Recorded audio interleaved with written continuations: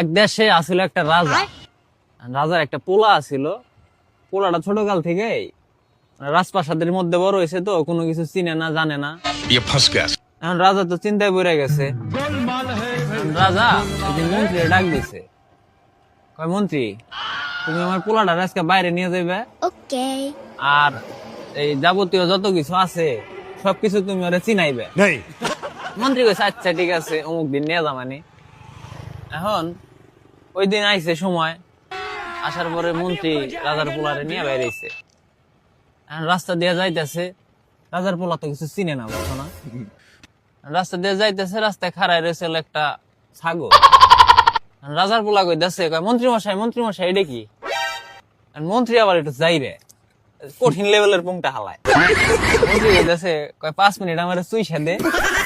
ঠিক আছে তাইলে কম এটা কি? এখন রাজার পোলা হলো বোকা সোদা, দিছে চুইসা, কয় এটা হলো ছাগল, বুঝতা বুনো।